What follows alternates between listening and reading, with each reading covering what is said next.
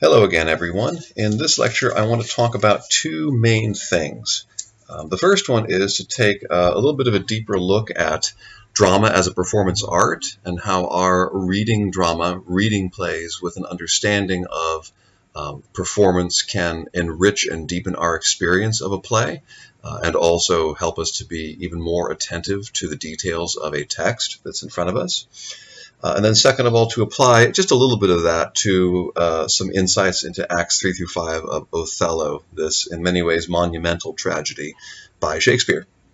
And of course, my hope here is not only will this allow you to get a little bit more insight into the play at hand, but more broadly, that you may use some of these ways of thinking and strategies about reading plays and experiencing and engaging plays as you develop your third major project for this class, because whichever option you choose for that major project, you're going to have to engage drama. You're going to have to think about drama very carefully and how it makes meaning.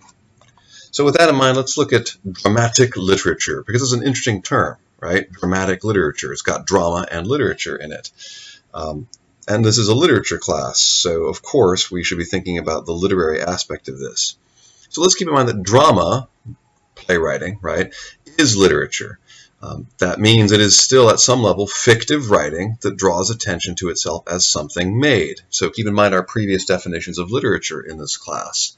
Language that is fictive, that is, it is a making of something, and that is also language that draws attention to itself as something that is made, that is constructed. But when it comes to drama, we have to remember that drama is a performance art. And what that means in part is the meanings of a play, the meanings of drama on the page, are only fully realized when they are performed. Thus, the text itself, the literary text that we're looking at, which we can also think of as a script or play text, it poses questions to us, just like any work of literature does, and provides potential answers, just like any work of literature does, right? So literary works, they make us ask questions, and they also provide some potential answers to those questions. That makes sense so far. But many of the questions or problems a play text poses can only be answered in performance. So if we look at a novel like Flannery O'Connor's The Violent Bear It Away, it makes us ask all sorts of questions about religious belief, about character, right, about the extent to which the stranger might be a real thing or purely made up, all sorts of questions, thematic questions, and so on. A play text, just like a literary text, a play poses questions and provides answers, but some of those questions can only be answered when the text is performed. Okay? Now, what does this mean more specifically?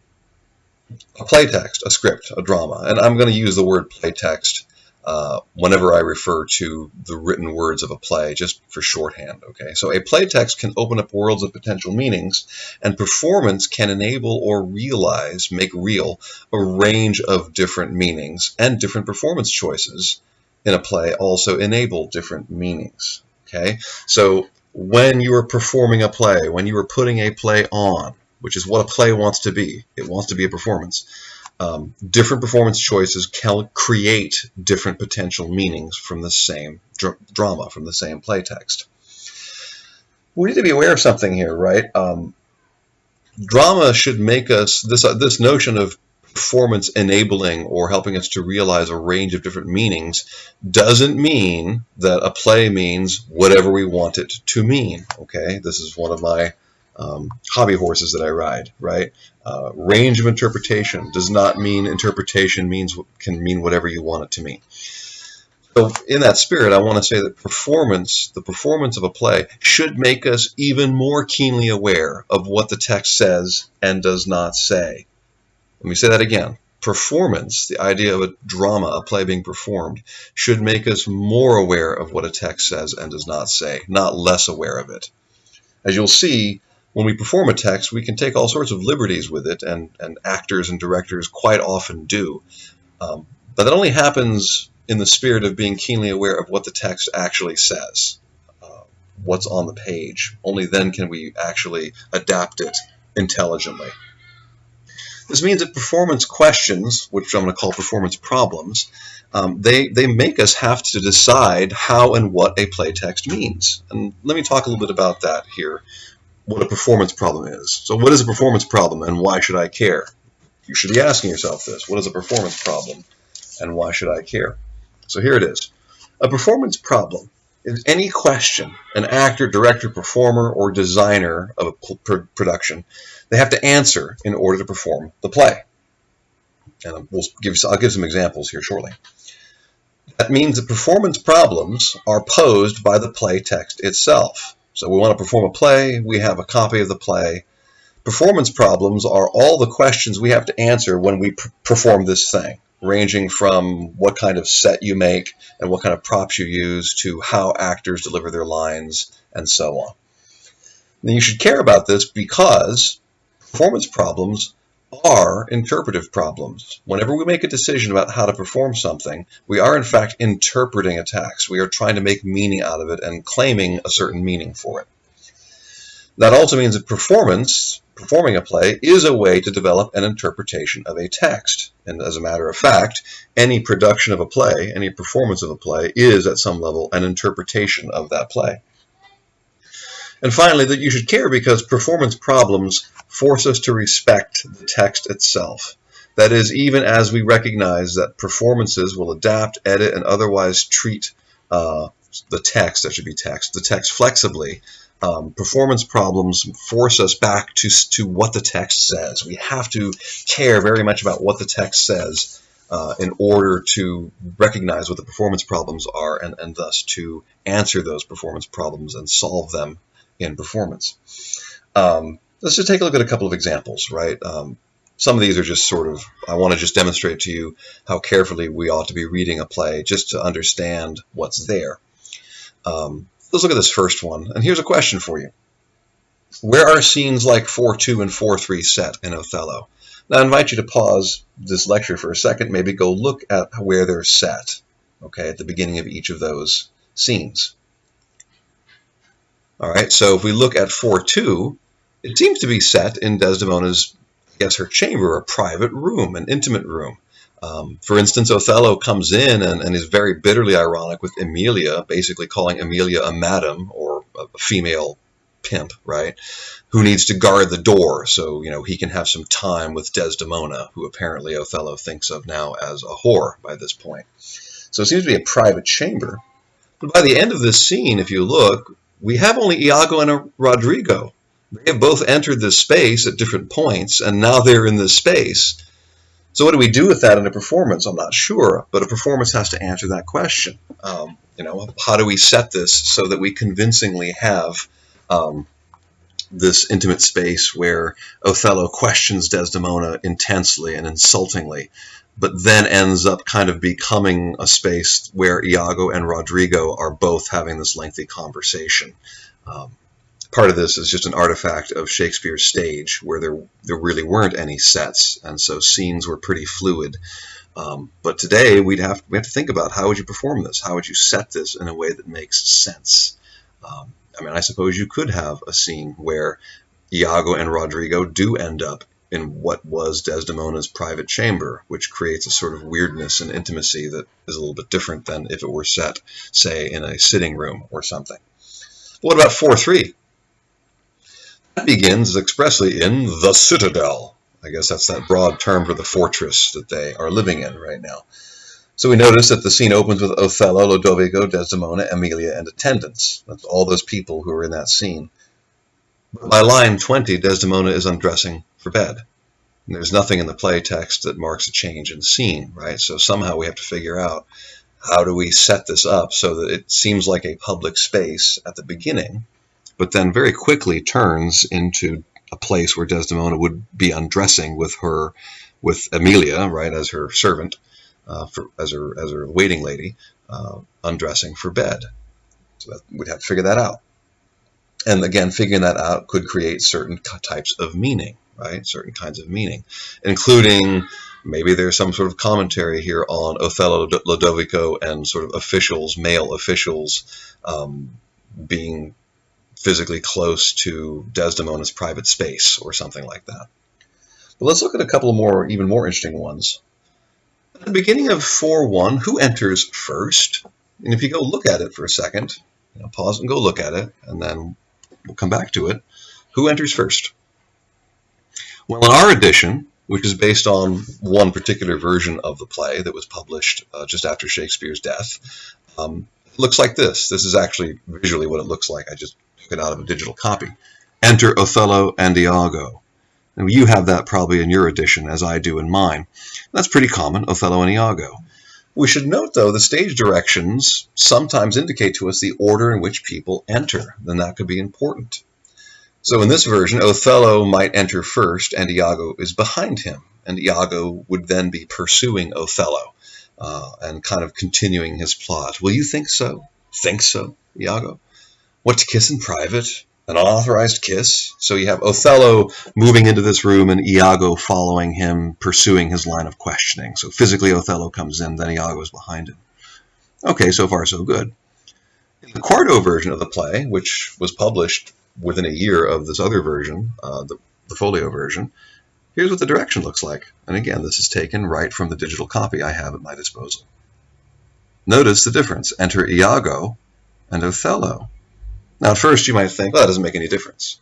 But actually, it kind of does. First of all, stage directions tended to indicate the order in which people entered. Well, let's think about what this does for the meaning of the scene. In this version, Iago is leading the way and entering the room first, and Othello is behind him. In this version, in this performance, you have an Othello who is now following Iago around. Not Iago following Othello. And that can seriously change our understanding of where Othello is psychologically at this moment in the play. I think it's an intriguing choice, right? To have Iago coming in first and Othello now following him. It's a very different feeling than you get from Iago continuing to pursue Othello by this point in the play. Here's another one. In 4-3, Act 4, Scene 3, who thinks Lodovico is a proper man? If you go and check that out, it's 4-3, it's around line 35 or so. Well, our version looks very much like this one. Emilia says, shall I fetch your nightgown? Desdemona says, no, unpin me here. This Lodovico is a proper man. A very handsome man. And he speaks well. I know a lady in Venice would have walked barefoot to Palestine for a touch of his nether lip. Now this is very interesting because, and this is what our version says, because it seems at this moment, undressing, getting ready for bed, Desdemona seems to have this moment where, even for a moment, she thinks about some other man from Venice, notices that he's a proper man. And there's a little bit of banter about that. What does this suggest? Well, you might have a Desdemona who at this point, after everything that has happened with Othello, maybe she is we're becoming aware that she is capable of noticing other men. Maybe she's questioning at this point, did she make the right decision? Maybe that suggests that she's expressing some doubts, or at the very least, some sense of, gosh, there might have been other fish in the sea out there, which is an interesting dramatic moment. Now, why do I bring this up? Well, because, first of all, this may not seem in character for Desdemona.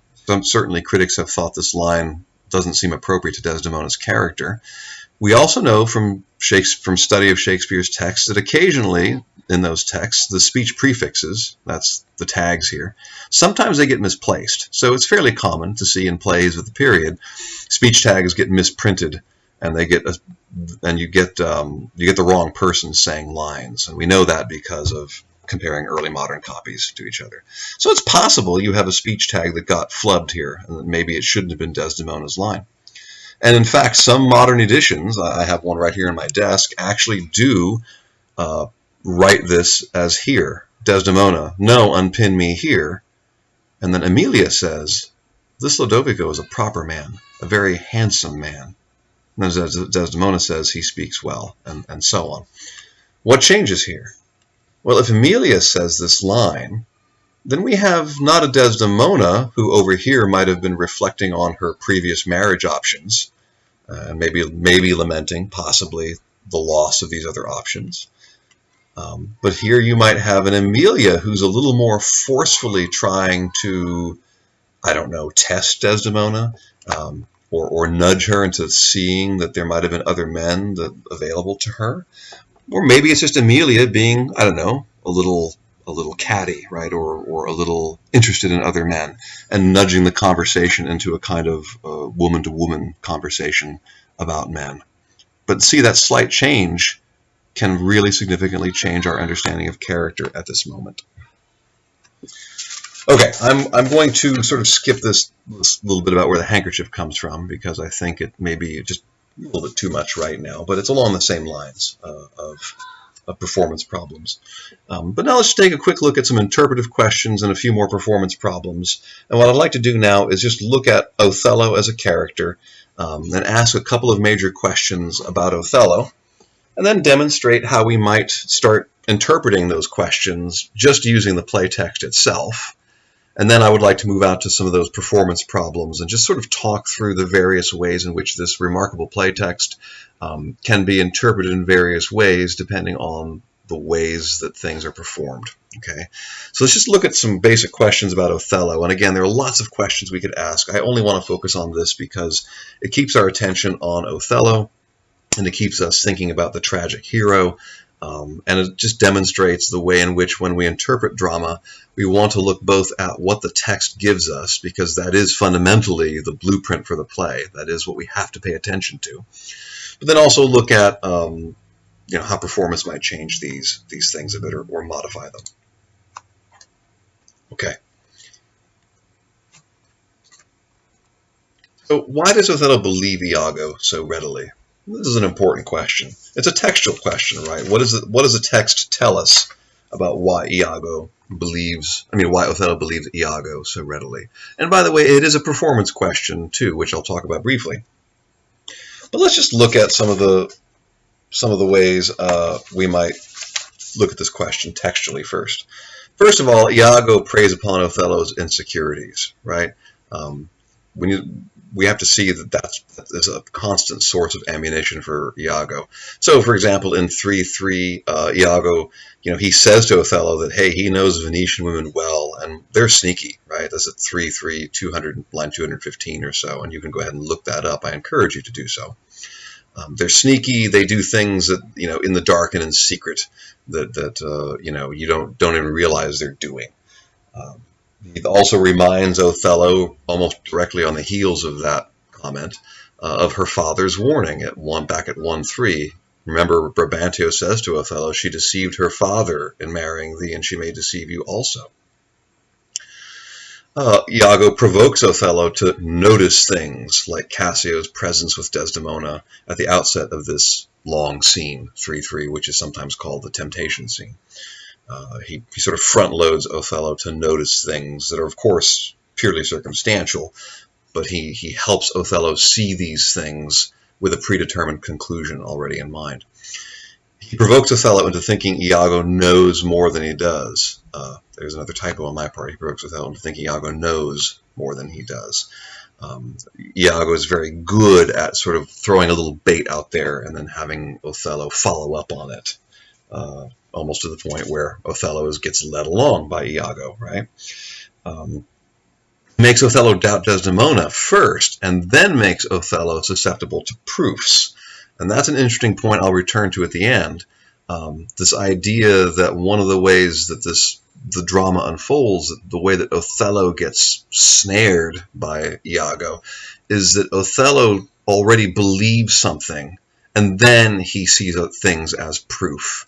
He doesn't go the way a supposedly reasonable person should go, right? Which is look at the evidence first and then draw conclusions. He already believes something that Iago has told him to believe, and then everything he sees becomes proof.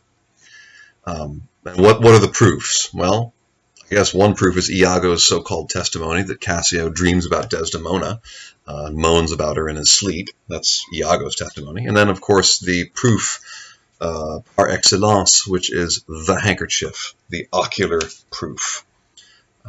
Notice, of course, again, that the proofs only come after the belief. So this question is a textual question. We want to actually look carefully at how does this temptation to believe Iago work. But we also need to look at it as a performance question. That is, how in the world, if we were to perform this play, how does a production make the audience believe that Othello has gone from this proud, trusting figure from the first and second act and has descended into essentially plotting the death of his wife? Like, how can we be convinced of that? That is a performance question. How do we do this in a way that's convincing? Because it's a pretty tricky thing to do convincingly on the stage. I offer a couple of solutions to this problem. Performances that I've seen that I think are quite remarkable, but this has been tackled a couple of different ways. One way was in the 1990 Royal Shakespeare Company version, which starred Ian McKellen as Iago. What they did is they took 3-3 and they broke it into two parts, putting the intermission right in the middle. And what that did was it sort of stretched that scene out across two different times of day, or possibly longer than that, so that you had the impression that Othello had a lot longer to think about things than the play text suggests. So that was one solution. Put the intermission in the middle of that long scene, and then basically stretch that scene out so that it seems a lot longer than just that one scene of 500 some odd lines. The 1995 film version, kind of in a similar way, and that one starred Lawrence Fishburne, who played Morpheus in the Matrix franchise. He played Othello. The 1995 film version, it breaks 3-3 into a montage, right? That is a series of scenes that take place over some undefined period of time, possibly a whole day, possibly several days. But it's a montage with the dialogue spoken piece by piece in different locations in Cyprus over some time. And that also helps make it more believable because you've stretched the scene out a bit. You've made Othello take a little more time to think about it, and you've also been led to believe that Iago has, said even more to Othello than we see him say. And then another very, very interesting take on this was in the 2015 RSC version, directed by Iqbal Khan. I sent you a link to this in your email or your campus messages. In this very interesting version, at one point, Othello actually interrogates Iago, strapping him to a steel chair and actually threatening him with a hammer in multiple different ways to make Iago talk about what he knows. And that's when Iago tells Othello about Cassio dreaming about Desdemona and so on. That's a very interesting take. And I advise you, if you look at nothing else, go look at the middle of that production, which you can stream on your device at home, and see how that works. It's very interesting. Okay, so another textual question we can look at, and it's also a performance question, but I just want to make sure that we understand Othello as a tragic hero. Look at him as a tragic hero just as what the text gives us. Okay, so as a takeaway, I guess, I want you to think about, Othello as a tragic hero. He is a man who believes he's been foolish in allowing himself to shift from a person concerned with honor to a man concerned with emotion and passions. And we can chart that very clearly in the play, starting, at the beginning, of course, but in Act 3, he sort of acknowledges that he loves Desdemona so passionately that he'll either love her to the end of time, which is one way to read these lines. I'll love you until chaos takes over the universe again, the end of time. Or more provocatively, I'll love you, and if I stop loving you, life will be chaos for me again. He could mean that as well. He then later says in that scene that he'd rather be a goat first if he starts becoming a jealous and envious person, right? He'll be a stable, reasonable man and rely only on proof, which of course is deeply ironic because by the end of this scene he's already bloodthirsty for revenge and murder against his wife even, right? By the middle of that scene, line 283, he openly says that marriage is a big curse. By the end of this, closer to the end of the scene, he has a soliloquy where he bids farewell to military things. He has a wonderful repetition of farewell to this, farewell to that, as if he's transforming into something pathetic and weak because of his jealousy and his passions. And he tries by the end of the scene to regain some sense of honor through a vow of masculine loyalty, You might have noticed by the end of Scene 3 in Act 3, both Othello and Iago are on their knees taking a vow to each other, a vow of revenge, which, by the way, is as close to a marriage vow as you're going to actually see performed in this play. It's interesting that the marriage act, kneeling to take vows together, right, gets turned into this vow of male loyalty to one another here at this very climactic moment in the play. And then we'll notice by the end, Othello in his close to his final speech clearly says that honor was his main motivation. He felt dishonored by what he suspected, by what he believed was going on, and that he didn't do it out of hate or malice, but out of a sense of honor. And it's so important to Othello that, in fact, his final speech before he kills himself is devoted to basically telling people how he wants to be remembered. Tell my story is part of what he says there. And part of that story is that he was an honorable man. So these are, again, this is just the text itself. Any performance or production of this play will have to look carefully at Othello's trajectory as a character and look at those particular moments that I've drawn out here, just as some examples of how to play Othello. But I want to move back out here as I move to a close and talk about these larger performance questions that the play makes us ask. And this is where I want us to go with thinking about drama more broadly. What kind of man is Othello? Now, of course, we could talk about that based purely on the text itself, but remember what I said. Part of that can only be answered by the actor you actually cast as Othello. So let's just look through some of those potentials, right? Some of these possibilities. What does Othello look like? It's going to depend on the actor. Now, this gets pretty controversial and interesting because Othello, when first performed, wasn't played by a man with black skin. It was played probably by Richard Burbage, who was a white man in Shakespeare's theater. And in fact, Othello was not played by a black man ever, really, until the 19th century. That's only like 150 years ago, let's say, that Othello was actually, a black actor was cast as Othello. That is important to keep in mind. What does that do for the play's understanding of race and racial relationships? How old or young is Othello? There are moments in the play where Othello suggests that he's maybe middle-aged or older. He talks about his age a bit. He might be insecure about his age. But it's possible to cast a younger Othello, one who isn't all that old, who just maybe thinks he is. And that might change things, because if you have an older Othello, then you might have an Othello who is less secure about his sexual relationship with Desdemona, for example. It also might make him wiser or a little more formidable than maybe a younger Othello. Conversely, a younger Othello might provide a certain kind of energy, right, or a different dynamic in the play than an older one. You might want to ask yourself, how conflicted is Othello over the courses of Act 3 and 4? At what point does he commit to his belief that Desdemona is unfaithful? A lot of that will depend upon how Othello acts on the stage. How conflicted, how emotional is he over these decisions and over what he believes and doesn't believe? You might want to ask even, how does Othello dress in the play? Now, I ask about this because you can think in particular in this play about uniforms, for example. This is a military man. He's a general. What does it change? How does it change the meaning, or how does it contribute to the play's potential meaning if Othello is in uniform for a lot of the play? And also, what if all the men are in uniform throughout this play? Since the men are all soldiers as well, how does that change things? What meaning does that give us? What potential meanings does that give us? A world in which all the male characters are clearly soldiers, which they are in this play. How physically aggressive is Othello? For instance, we know it 4:1-2:33, he will hit Desdemona, right? He strikes her.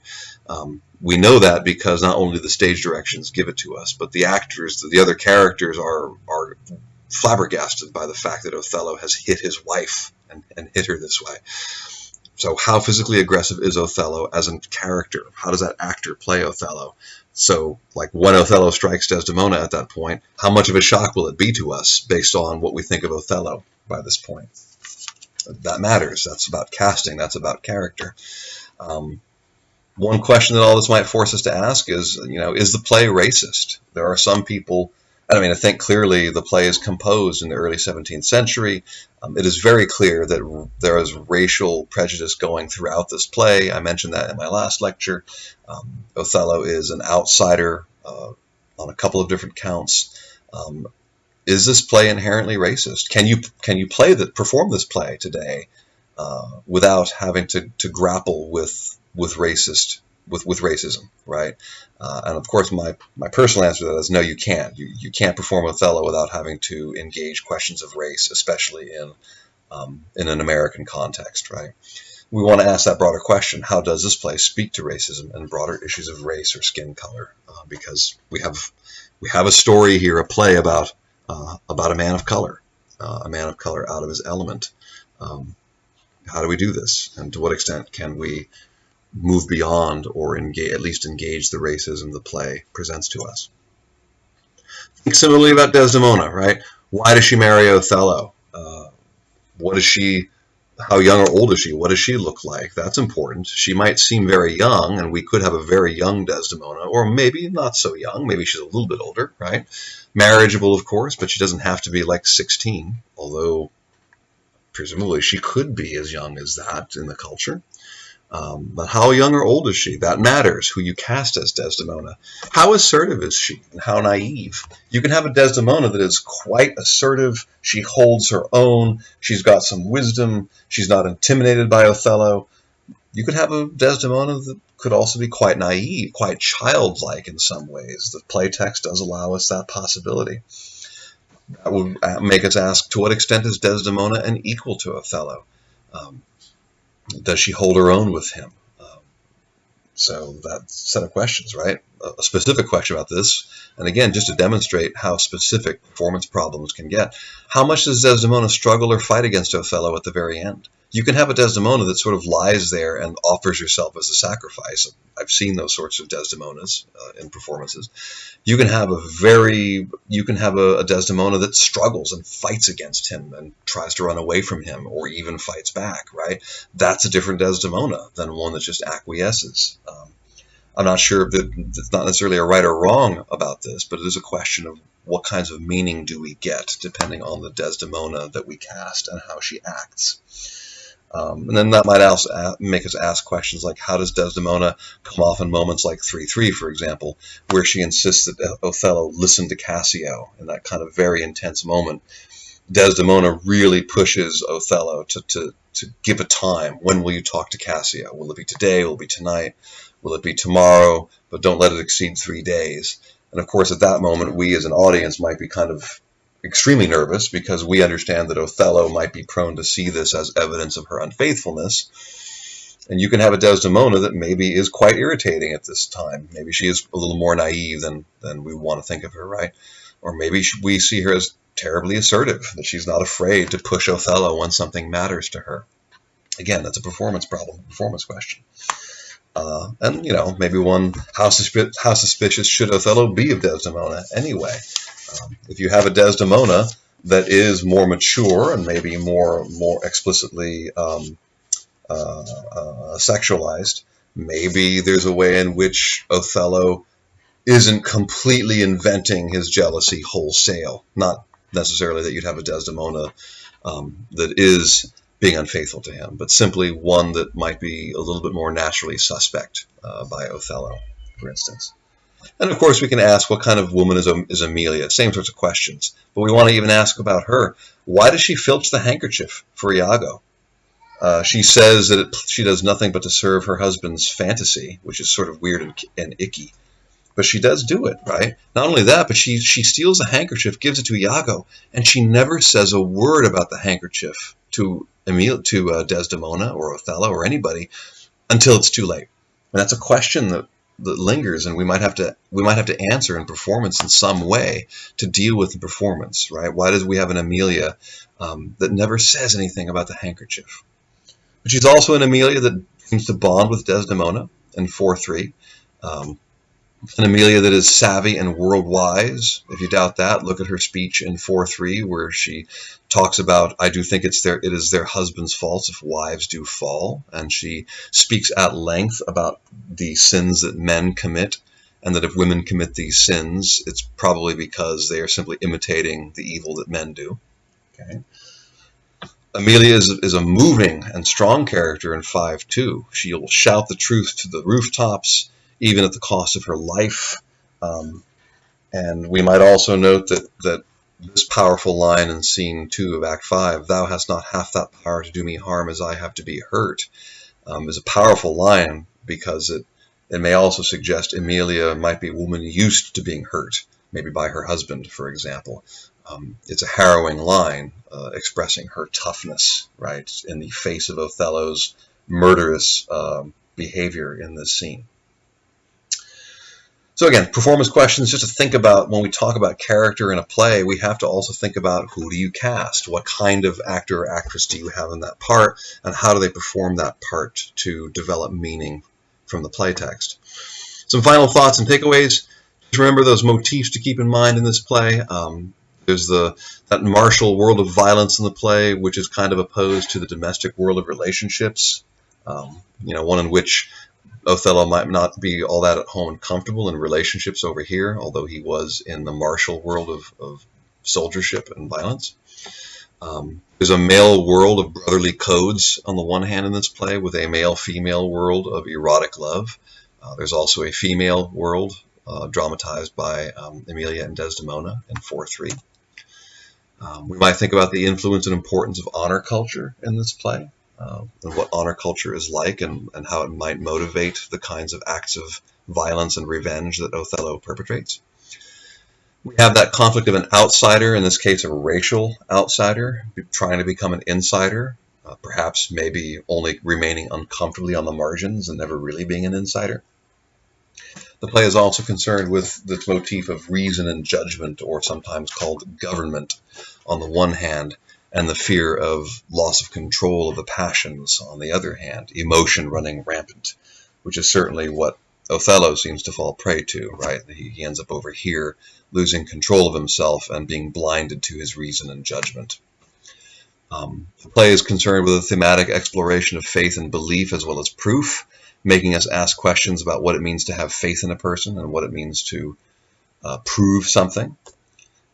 There's obvious symbolism. I mean, we'll just say handkerchief is pretty symbolic, right? It not only acts as proof, but it seems to symbolize Desdemona's chastity, her faithfulness, possibly even their marriage sheets, which become a motif also in the play. The sheets that Emilia is asked to set on the bed in 4:3. The play makes us ask, what can cause someone to turn so violently against a loved one? What does it mean to love someone, as Othello says in his final speech, not wisely, but too well? The play might make us ask those questions. And of course, the final question we should ask of any play and any literary text more broadly: what does it reveal to us about ourselves today? What connections can we make to such a text with all of its vibrant possibilities? So again, an important fundamental question. I hope you can think of these ideas about performance and the way that a dramatic a drama creates meaning, not only as a text, but through performance, and about that interplay between performance possibilities and performance problems and the text itself, and how we can make meaning and interpret by examining both.